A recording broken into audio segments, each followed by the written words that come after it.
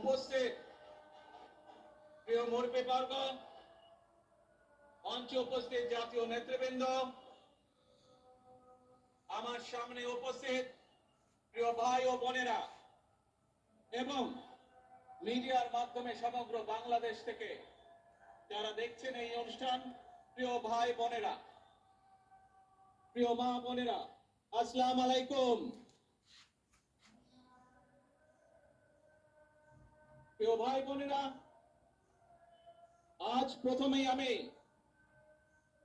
রব্বুল আলামিনের দরবারে হাজারো লক্ষ কোটি শুকরিয়া জানাতে চাই। রব্বুল আলামিনের অশেষ রহমতে আজ আমি আমার প্রিয় মাতৃভূমিতে ফিরে আসতে পেরেছি আপনাদের দোয়ায়। আপনাদের মাঝে প্রিয় ভাই বোনেরা, আমাদের এই প্রিয় মাতৃভূমি 1971 সালে লাখো শহীদের রক্তের বিনিময়ে অর্জিত হয়েছিল।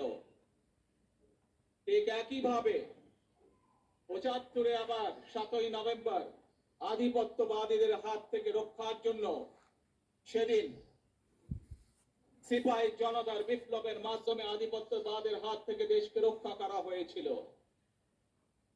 একইভাবে পরবর্তীতে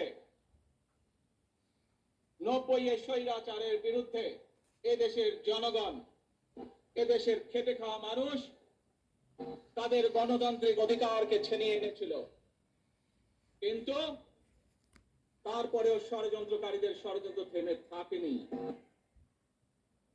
আমরা তারপর দেখেছি 2024 সালে, 71 সালে এই দেশের মানুষ যেমন স্বাধীনতা অর্জন করেছিল, 2024 সালে এদেশের ছাত্র জনতা সহ সর্বস্তরের মানুষ, কৃষক, শ্রমিক, গৃহবধূ, নারী, পুরুষ, মাদ্রাসার ছাত্র সহ দল মত নির্বিশেষে, শ্রেণী পেশা নির্বিশেষে সকল মানুষ সেদিন 2024 সালের 5ই আগস্ট এই দেশের স্বাধীনতা এবং সার্বভৌমত্বকে রক্ষা করেছিল।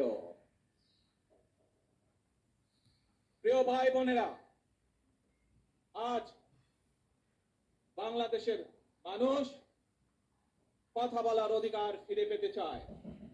তারা তাদের গণতান্ত্রিক অধিকার ফিরে পেতে চায়। বাংলাদেশের মানুষ চায় তারা তাদের যোগ্যতা অনুযায়ী